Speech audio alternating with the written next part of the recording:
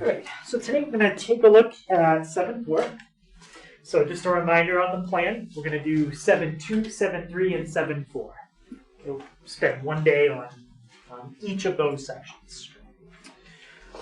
All right, so 7-4 is on what we call trig identities. So first, just a reminder what an identity is. Okay, it's a formula that is always true. Okay, it's a formula like the Pythagorean theorem. You could kind of think of that as an identity. It's not like the Pythagorean theorem only works with certain numbers. It works on any numbers in a certain kind of triangle. Any numbers.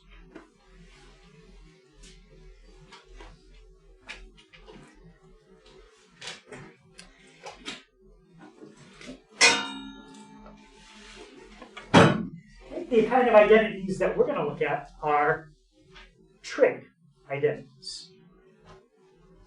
And let me show you one just kind of as an example. Then I'll make a list of some of the others. When we did the unit circle, okay, we had to find a coordinate. We had an x and we had a y value. Does anybody remember what sine was equal to when we did the unit circle? It was part of the coordinate, yeah? 0, 1. Well, it's a letter. Sine was equal to a certain 0, 1 would be the coordinate for 90 degrees. But what was our definition of sine? Anybody remember? Ethan? Oh, I do not remember. I think I have to go back to class. You remember what sine was? Yeah? X. That's cosine. Yeah. Y. Yeah, so the sine was the y. Cosine was x. And what was the tangent? Y over X. It was y over x. How could I say that another way? Tangent is y over x. But look at what I have up on the board. And I want like a different way I could say tangent. Yeah? Tangent is sine over cosine. Exactly. Tangent is the sine over the cosine. That is an identity. The tangent is the sine divided by the cosine. We're gonna write that down. But that's an example of one identity. Tangent is sine over cosine. Yep.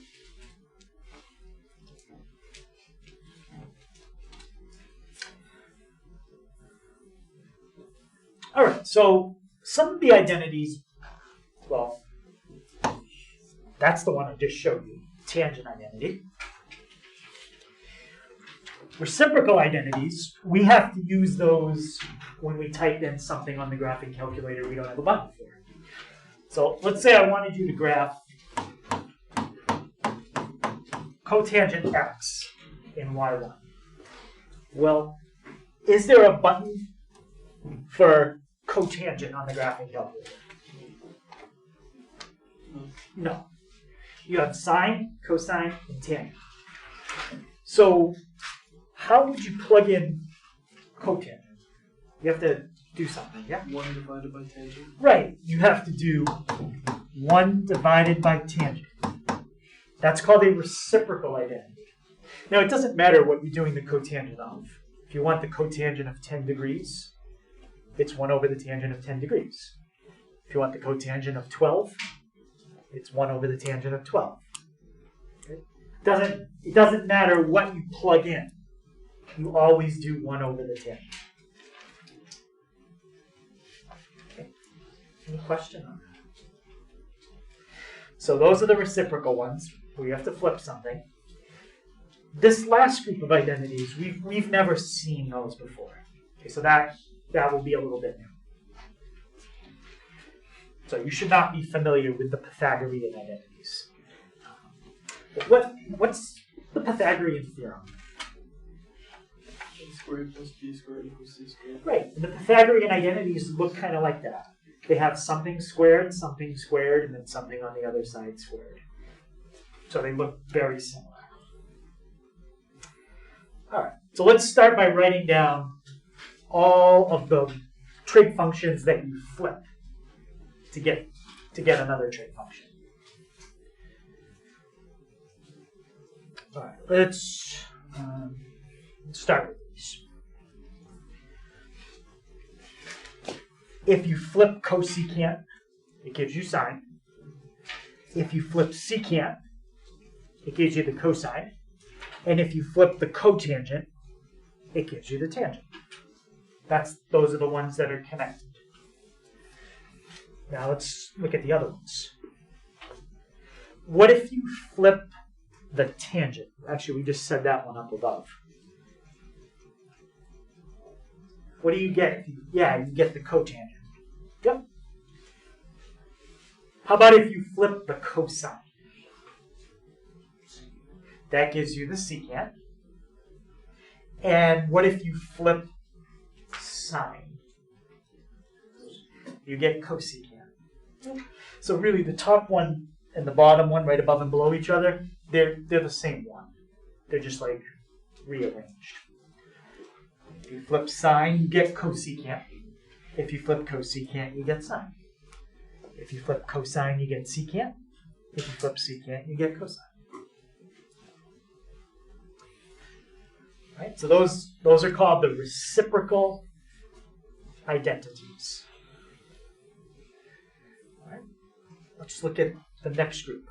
So the next group are called the quotient identities. We just set up above, and I kind of gave the example with the unit circle. Tangent is something over something.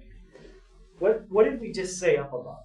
Tangent is this trig function over this trig function. Sine over cosine. Yep, it's sine over cosine. Okay, that's called the quotient identity. Not really important that you remember the category. It's more important you remember the thing in the category. All right, now, what's the connection between tangent and cotangent? They're reciprocals. So if tangent is sine over cosine, how do you think I can write cotangent kind of similar to what's right on the left of it? Cosecant over secant, perhaps? Cosine over sine. Right, it's the tangent flipped. Cosine over sine. So you have two different ways you can do cotangent. 1 over tangent, or cosine over sine. Which one that we use, well, depends on the problem. Okay, and now the last group. That's you. Okay, somebody give me an angle in degrees. Doesn't matter, any angle you want. 30? Okay. So I'm going to take the sine of 30, and I'm going to square it. And I'm going to take the cosine of 30, and I'm going to square it. Okay, and when I hit enter, I get 1. It wouldn't have mattered what angle you put. If you take the sine of anything and square it, plus the cosine of that and square it, the answer that you always get is 1. That's an identity. Sine squared plus cosine squared equals 1. There's 2 other Pythagorean identities, and they look pretty similar to that. The next one I think is 1 plus tangent squared equals secant squared. Okay, that's another Pythagorean identity. Let's see. And the other one is similar. It's 1 plus. What do you think would come next? And this one's a good hint at what would come next. Cosecant. Cotangent squared equals, what do you think? Nope, sine squared is already used right there. So you never see a trig function used more than once in these identities. cosecant squared. Yep.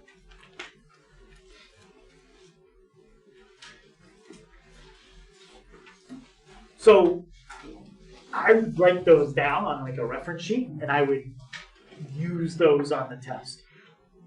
Hopefully you start to kind of remember some of them after you use them a little bit, because the more you know them off the top of your head, the easier it is to do the problem we're going to do. Right? If we start getting into a problem and you don't remember one of these, you can always look it up, but it kind of breaks your concentration. You're like, okay, I'm going to go look over here, I'm going to look something up, and then you go back to the problem. You kind of lose your train of thought. But that's everything that you need to do all the problems for today. Okay, so any questions? Does anyone need to see any of those? So keep a copy of that.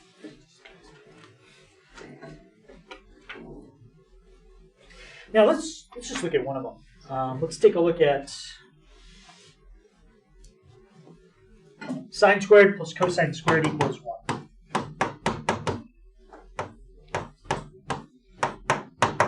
First of all, the letter that you put here, x, doesn't matter. It can be x, it can be t, it can be a Greek letter. It just represents a variable. Okay? So that the letter is not important. I'm going to take sine squared and bring it to the other side. How would you move this sine squared over to the right side? Subtract it. You would subtract it. If you subtracted it, what would be on the left side?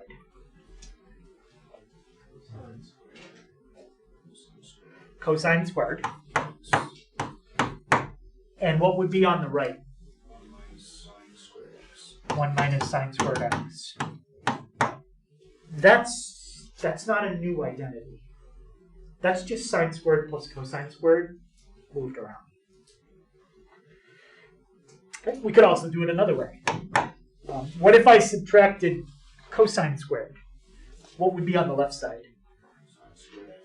Sine squared x. And what if you brought the cosine squared over to the right? 1 minus cosine x. Yep. So these are just different ways that you could take an identity and move something to the other side. But these are really considered the same identity. Just like distance equals rate times time, or distance divided by rate equals time, well, that's not a different formula. It's the same formula. It's just moving things around. All right, so any question on that idea of moving something to the other side?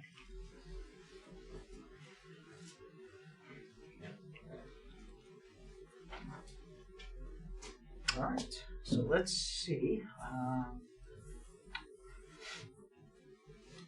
how we can do what we're going to do with these identities. The goal with identities is to take a problem that looks complicated, maybe something like that, and simplify it as much as you can.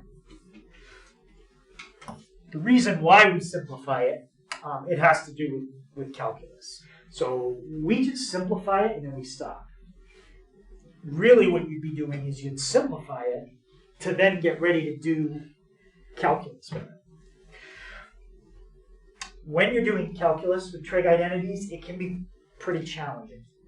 So the more you can simplify your problem before you start doing the calculus, then the better or the easier it's going to be. So all we do is practice the simplify.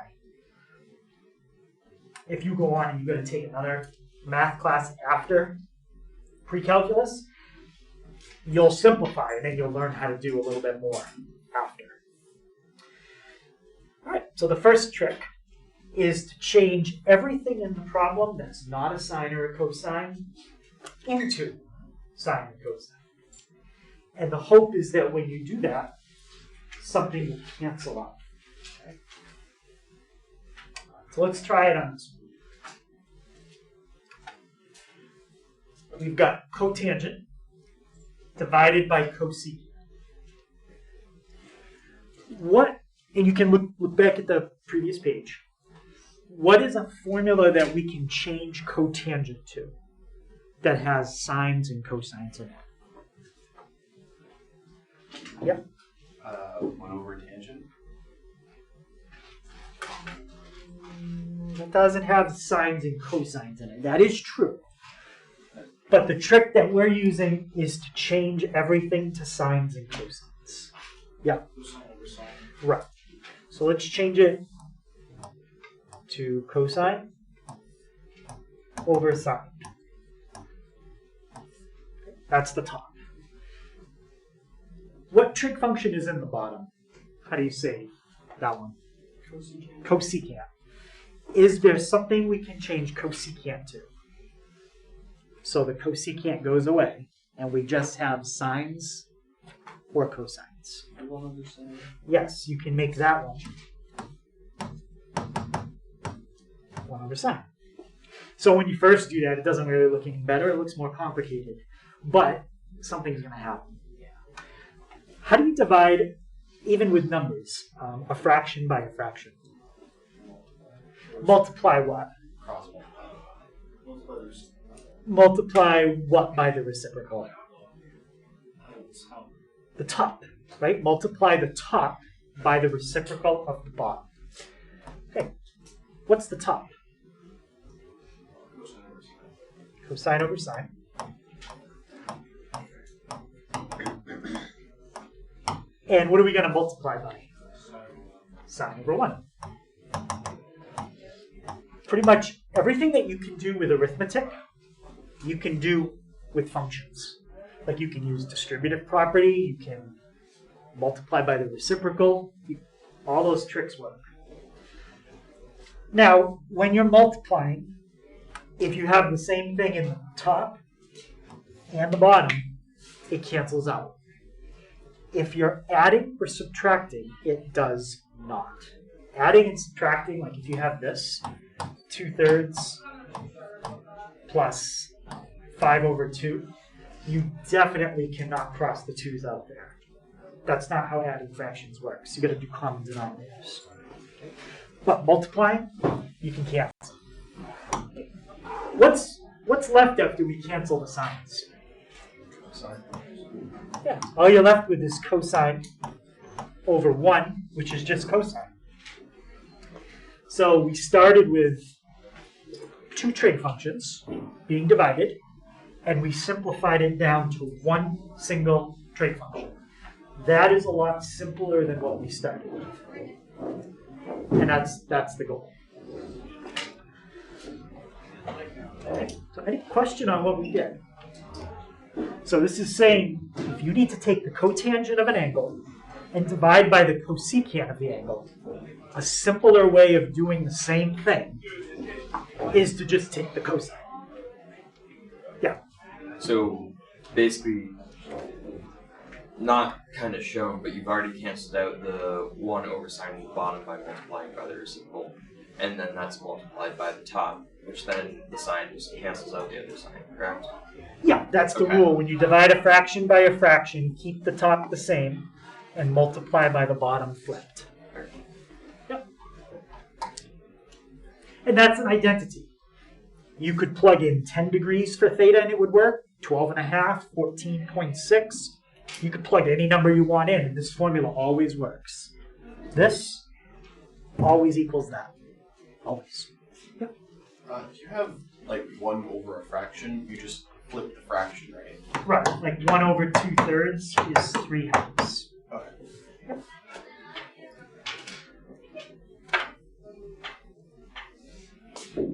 Right, let's try another one.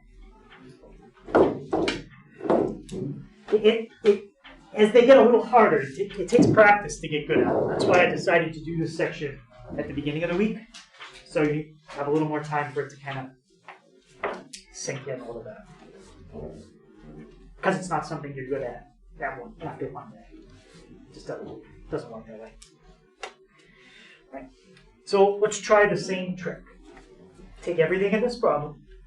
If it's not a sine or a cosine, change it to sine and cosine. And we're going to hope something cancels out. Okay. Start with cosecant. How can we rewrite cosecant? Yep. 1 over sine. 1 over sine. Okay, again, at first, just look back at what you wrote in your notes. Okay, don't try to memorize them yet. Okay, first we want to learn how to use them, and then if you can memorize them as you go, that's good. But just look back in your notes. How about tangent? What's the formula for tangent? There might be more than one. I'm looking for one with sines and cosines. Yep. Sine over cosine. Okay, and we are multiplying. What's going to happen when you multiply straight across? Right. When you're multiplying, same thing in the top and the bottom, it cancels. And what am I left with in the top? And what am I left with in the bottom? Now, that's a fraction. I would say that if we can write the final answer as not a fraction, that's simpler than a fraction. So is there a way we can write 1 over cosine not as a fraction? Yep, it's the secant. Okay, so we started with 2 trig functions being multiplied, and we simplified it to 1. So if you ever need to take the cosecant of an angle, multiply by the tangent of an angle, a simpler way to do that is just do the secant, and you're going to get the same answer. But it's simple, less steps. Okay. Any question on that? Yeah. So do all of these only work because you're using the same number, like it's the same variable for them? Yes, you cannot use different variables. Yeah. No, every problem I give you will always have the same thing here and the same thing here. If it doesn't, it's a mistake. Yeah, it doesn't matter what you put. Theta, you could use, I think I used X on some of these. But yeah, it has to be the same. All right, let's try. All right, I'm going to come back to the top part of this. And I want to give you a second trick. So the first trick is try changing to sines and cosines. The second trick is a common denominator. Well, when you're finding common denominators, what operation in math are you usually doing? Addition or subtraction. Okay, that's the only time you need to do common denominators. You got 2 fractions, and you're adding or subtracting. Let's try an example with numbers. Okay.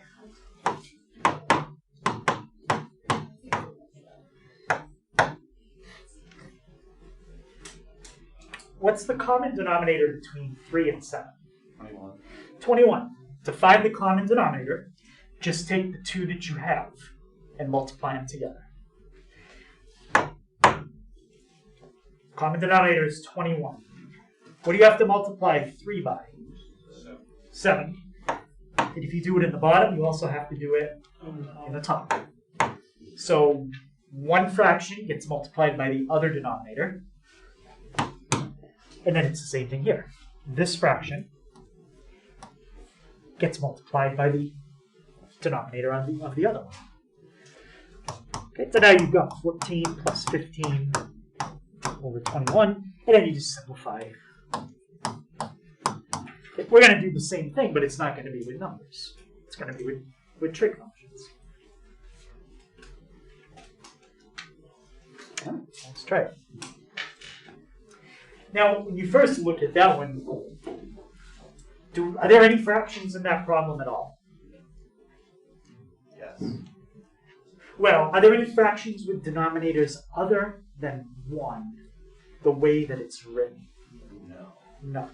The way that it's written on the board, there are no fraction rows.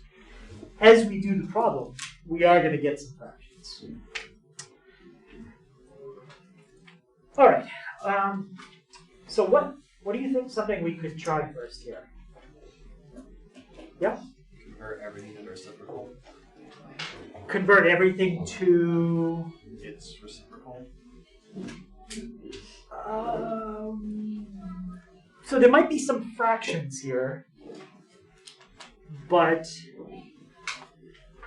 not reciprocals. Is that not the right word? Not the right word. Oh, We want to change everything to the whatever. sine and cosine, right? So we want to convert everything that's not sine and cosine into sine and cosine.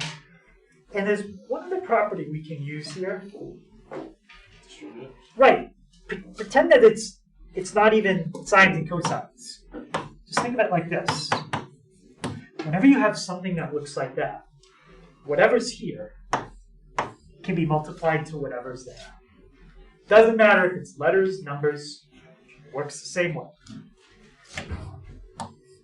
So let's just do that first. Let's distribute. Now when I distribute, there's not a lot I can do right away. It's just going to be sine times cotangent. That's the first part.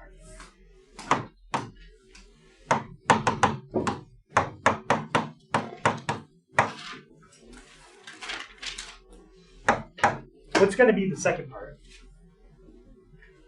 Sine times tangent. Sine times tangent.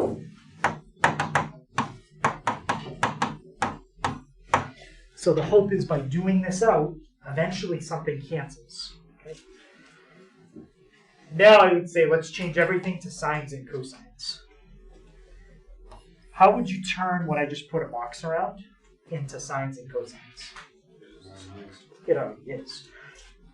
Everything else, though, is going to become a fraction. So the only thing I would do with this is just make it a fraction. And how can you make anything a fraction? Yeah, I would just put it over 1. Okay. How about cotangent? What's another way to say cotangent? Cosine over sine. You can say cosine over sine. All right. How would you change that to sines and cosines? Yeah, it's already sine. But since what's next to it is about to become a fraction, I just make that one a fraction. Okay. What about tangent? Sine over cosine. Sine over cosine. Okay, now before we start multiplying, let's see if anything cancels out. Sines in the first part. The signs in the first part cancel out because we have one in the top, one in the bottom. Okay, anything else? No. Why not the cosine up here and the cosine down there? Because it's not next to each other. Yeah, they're not. It's adding. It's added. You cannot cancel across addition signs. Only if it's multiplication and you have one in the top, one in the bottom. Okay, so what does that leave us with in this part? Cosine over 1. Just cosine over 1.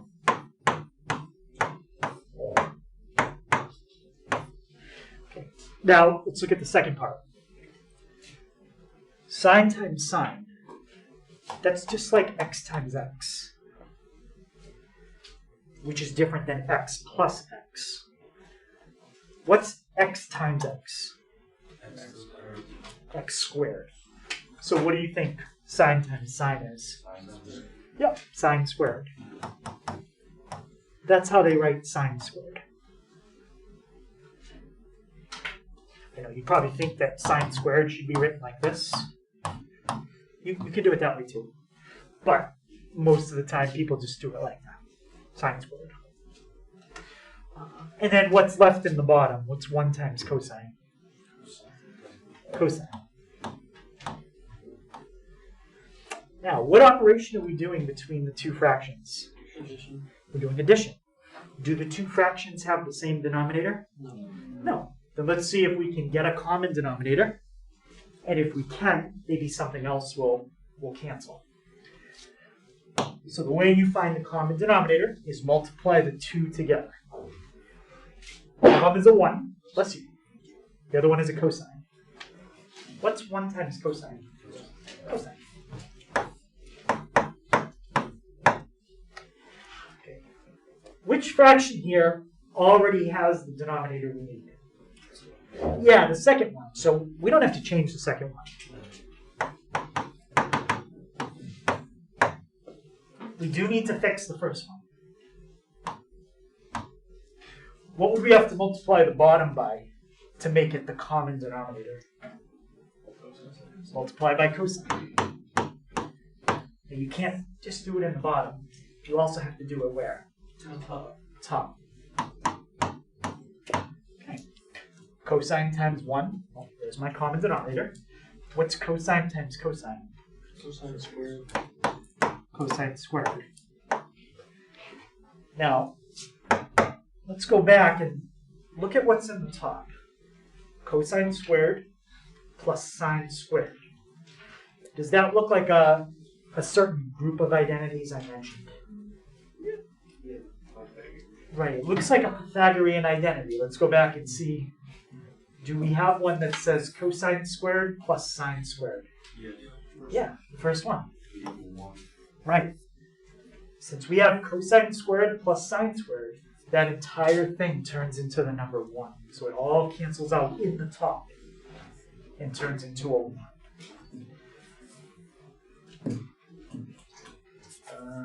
Where are we? So the entire top becomes a 1. What's still left in the bottom? Cosine. And that's pretty simple. 1 over cosine. But I would say if you can make it not a fraction, that's even simpler. What is 1 divided by cosine? That's the secant. Okay, so we ended with secant, and we started with that whole complicated thing. Okay. So I think it's much simpler what we ended with than what we started with. Yeah. I'm sorry, this is a ridiculous question, but does the simplification imply that if we were to do the original problem with a certain number, we would get the same answer as if we use the simplified version with the same number? Mm-hmm. Yeah. So like if you were to plug in 10 for theta and do the whole original problem out, and then you plug in 10 right here, you get exactly the same thing, but it would be a lot less work. Yep. Okay, and that's about, I would say, as hard as the ones we did. The first two, I think, were a little easier than that one, but that one's a little harder. Okay, any question on that? So this section, I think, is the reason I did it first. It's the most abstract section we're doing this week. Okay, there really are not a lot of numbers involved. The other sections we do, it's more like solve for x. You know, x is 2.6. Right? It's more concrete. This is not as concrete. Okay, this is harder. All right. So the directions on every problem so far have said simplify, simplify, simplify. The thing about simplify is you don't really know when you're done. I mean, you can kind of, when you get down to a single trig function, that's about as simple as it can get. You can't get any simpler than that. Yeah. I don't really know how to word this question, but why do we need to simplify that? What difference does it make? I don't really. What? I don't get this. So the next step would be to either take one of these problems that we have and either maybe differentiate it or integrate it in calculus. It's going to be pretty challenging for me to try to differentiate or integrate something like this because there's a lot of different trig functions. Okay. I can do that very easily because it's a single trig function. Okay. It's much easier to work with one trig function than it is to work with 3.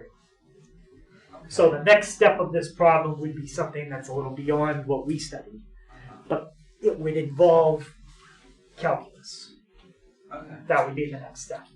So this is pre-calculus. So we just learned the step we would do right before we get to the calculus, and then we stop. Now, I was saying that directions we've seen so far on every problem have been simplify. There's one other type of direction you'll see, and that's verify. I like when it says verify better, because verify tells you, here's what you start with. When you're done, this is what you should get. So it's like verify gives you the answer. You just have to show how do you take that and turn it into that. Okay, so it's verify is like simplify, but you know the answer you're going to get. Like a true or false question.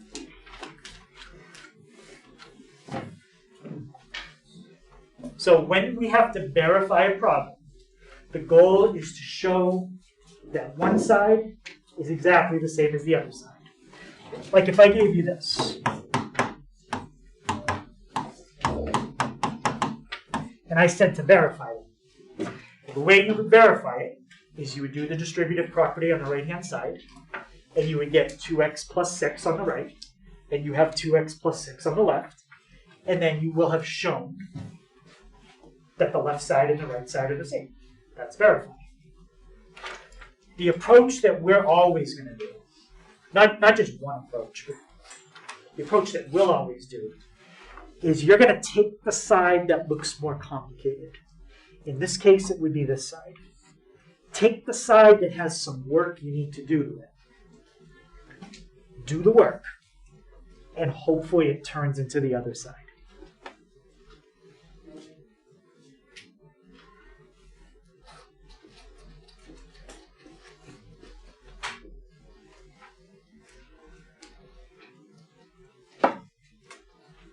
So let's try a verify.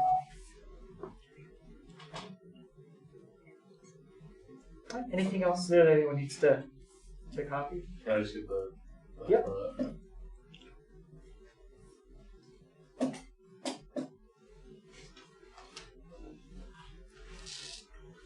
Yeah, another thing you'll hopefully notice is we wrote down a bunch of different identities when we started, okay, on the board. You don't use every single identity in every problem. You use a couple.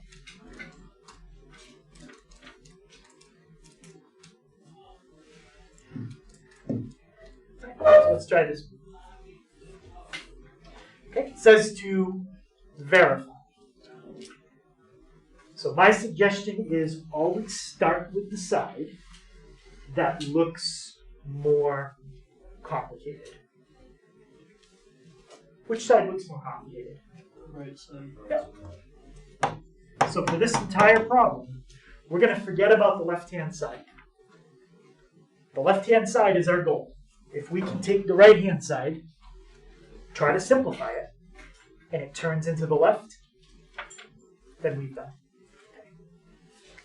Okay. So let me just write this down.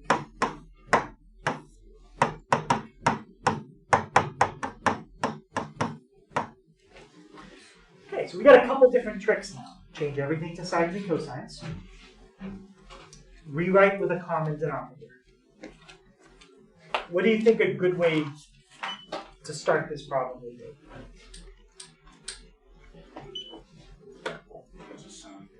Yeah, let's try changing everything to sines and cosines and just see what happens.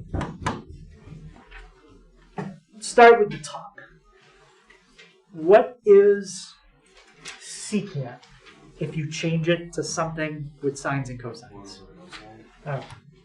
Even if you don't know what this is going to do, like you're like, I have no idea what changing it to sines and cosines is going to do, you're probably not going to have an idea what it's going to do. You're only going to see what it's going to do at each step as you do it. You're not going to be able to kind of think 5 steps ahead, at least at first. So 1 over cosine. What about tangent? Tangent is sine over cosine. And the other thing in the bottom is cotangent. Cosine over sine. Okay, now to me that looks even worse than what we started with. That's usually what happens. It starts to look a little worse, but then all of a sudden stuff cancels out. And we know a lot of stuff is going to cancel out. Because we're supposed to just be left with sign when we're done. Now, look at what we have now. What's more complicated, the top or the bottom? Then I would focus on the bottom. I mean, there's nothing, what are you going to do with the top? It's 1 over cosine. And you're just going to change it back to secant, and that's kind of like just going in a circle. So I would leave the top the same. Now, can I cancel the cosine in the bottom and the top and the sine? No. Why can't I just cross them out? It's addition. That's addition. You cannot cancel across addition. There's only one thing you can do with two fractions that are added together. And that's to find what? You've got to find a common denominator. Yep. So what's the common denominator going to be for these two?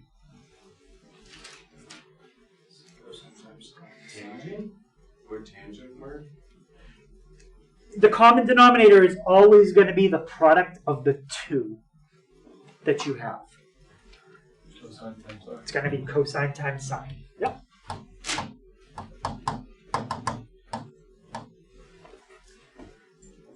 Now we need to do something to each denominator to make them the common denominator. What is that denominator missing? Sine. It's missing sine. So what are you going to multiply it by? Sine. Sine. And where else? The top. Okay. Now, what is this denominator missing? It's missing cosine. And where else do we have to multiply by cosine? The top. It's exactly the same thing that I did with numbers earlier. The fraction on the left gets multiplied by the denominator of the one on the right. And the fraction on the right gets multiplied by the denominator that's in the other fraction. Okay. Cosine times sine. We have that in the bottom of each one. So that's all set. What's sine times sine? Sine squared. Cosine times cosine. Cosine squared. Now, is there anything there that simplifies? Top. Supplies with 1. What simplifies to 1? Top. Yeah. Sine squared plus cosine squared. Leave 1 over cosine. We're not going to do anything with that. I generally only do one thing at a time. Even if I think I can see a couple steps ahead, I'm just going to reread. Even though it's more writing, I'm going to do one step at a time.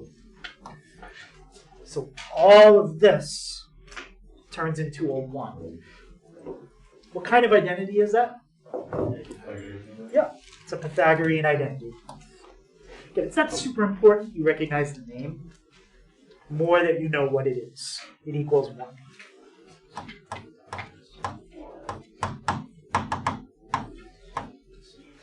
Okay.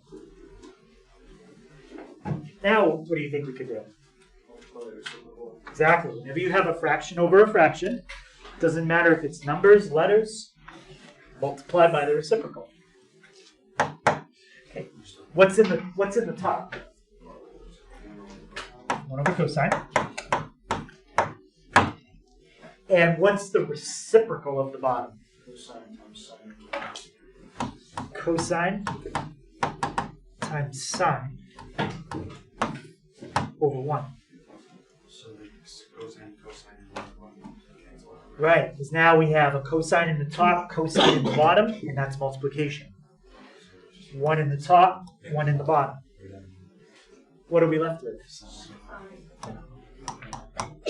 Bless you. So now you go back up and you hope that that's what was on the other side. Yep. And that's it. Again, that identity, that's a tougher one. Yeah. My question is, if we're getting like problems like if we're going to get a problem like this, is there a chance that we're going to get a version where it's not going to match up? No, I'm always going to give you one that works. good. Yeah. That would be terrifying. It'd be like So, a problem that would be a little harder than this is if I said verify, and then I put in parentheses like if possible. Now you're starting with a problem that you don't even know if it can be done. But we always are going to have ones that work. Will there ever be a situation where there's more than one correct answer? More than what? One correct answer? No, there will always be one thing that I want you to try to get it to, but there's definitely tons of ways to do it. Okay, I'm trying to show you the most direct way. Okay, but that's the thing about trig identities. There's always lots of ways to do them, the more complicated they get. That's about as complicated as we get. Okay? So, for this kind of problem, I think most people would probably do it this way. There's not a ton of other ways that you could do it that would be shorter. Okay. Right. Any question on that? Yeah. Is this like a broadly used thing, or does this end up being like a specific tool that you can use if you see it? So it's used a lot in calculus. Yeah, it's used quite a bit. If you're not doing anything with calculus or higher math after this, then no, you'd never use this. No. Nope. Let's try.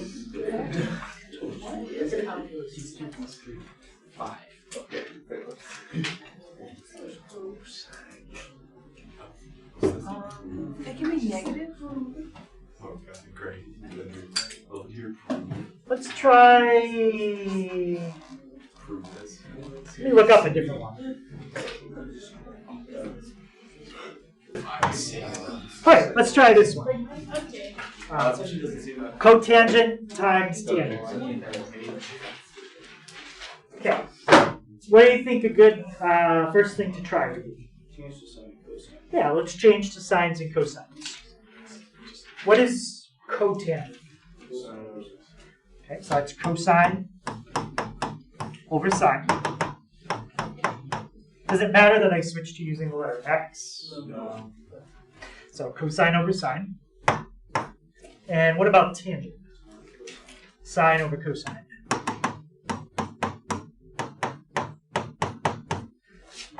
Okay, and we're multiplying those two together.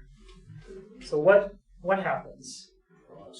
Everything's canceled. Right, because we have sine in the bottom and the top, cosine in the bottom and the top. And what's the connection between cotangent and tangent? They're reciprocals. So if you take two numbers that are reciprocals, like 2/3 and 3/2, whenever you multiply two things that are reciprocals, what do you always get? 1. So now, if we had to do something with this, it's a lot easier to work with the number 1 than it is to work with cotangent times tangent. It's always going to equal 1. So we should use this because it's simpler. So again, that's an easier one. Any question on that? Can I make you feel a little better? All right. Therapy. Okay, let's try this one. 1 plus tangent squared equals cosecant squared.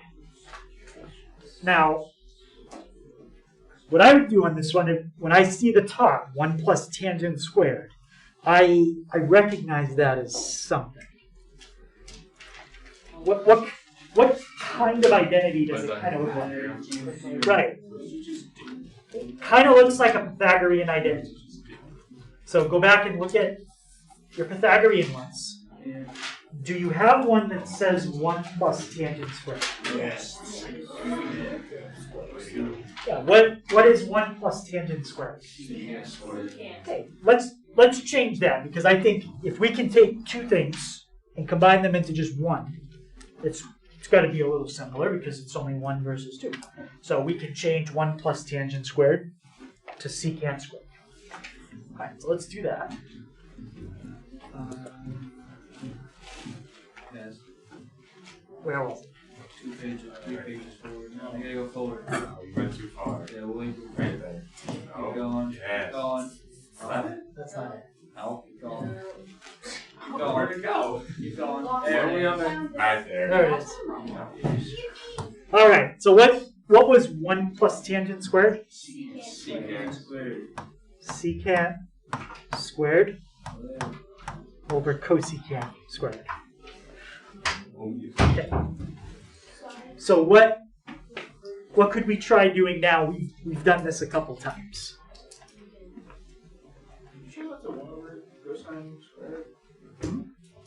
Oh, sine over cosine. Yeah, let's change everything to sine over cosine. Now, forget for a second that it's squared. What is secant? It's 1 over cosine. So what's secant squared, you think? Yep. It's 1 over cosine squared.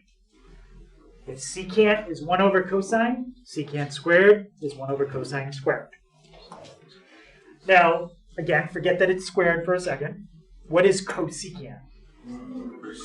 It's 1 over sine, but this one is going to be 1 over sine squared. And now that leads us to something we've done before too.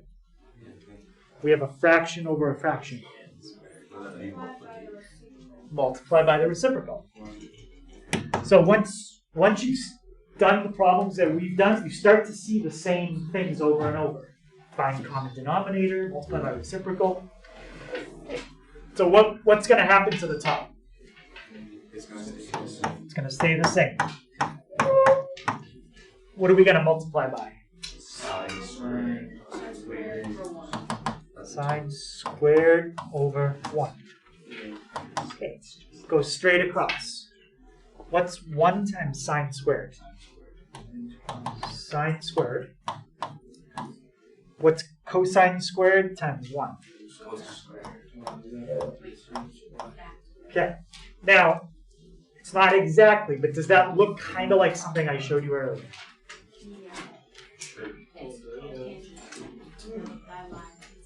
If these weren't squared, what's sine over cosine? Right. Sine over cosine would be tangent. So what do you think sine squared over cosine squared is? Tangent squared. Yep. And once you get to that step, there's really nothing else you can do with it. I mean, you've got a single trig function. There's no adding, no subtracting. There's nothing else you could do. Yeah. Any question on that one? All right, let's try. I don't know if we've done this one. Let's just try another one. Let's do tangent plus cotangent.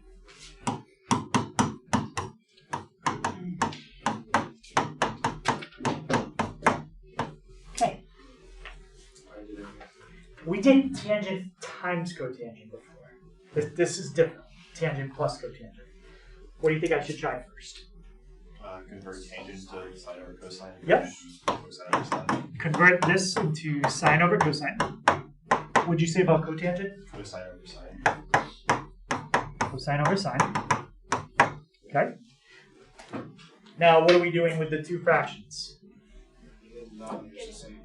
Yep, whenever you're adding two fractions, you need a common denominator. And the common denominator here is one we've done before. Cosine times sine. Okay. What is the denominator on the left missing? So we're going to multiply by sine in the bottom and the top. What is the denominator on the right missing? So we're going to multiply by cosine in the bottom and the top. Okay, so the bottom is sine times cosine. We got that. What's sine times sine? Sine squared. What's cosine times cosine?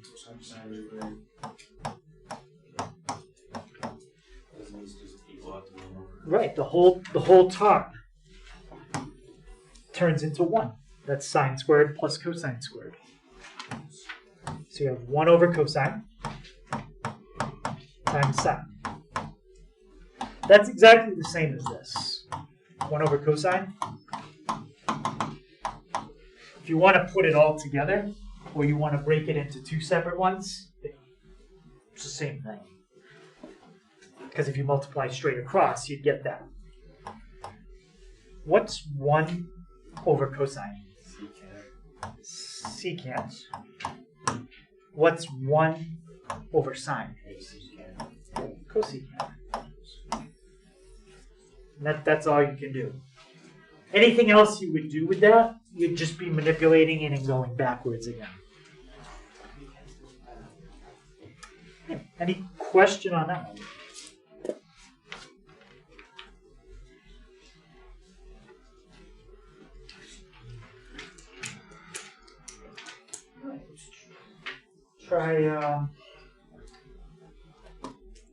Let's try sine plus tangent times cosine.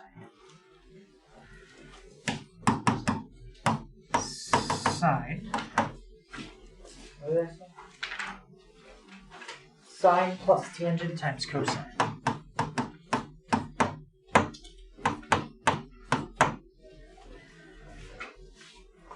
All right. What do you think we should do first? Yep, change everything to cosine and sine. What's going to happen to this? Yeah, we're gonna get fractions on the right. So the only thing I would do with that is probably make it sine over 1 plus. What happens to tangent?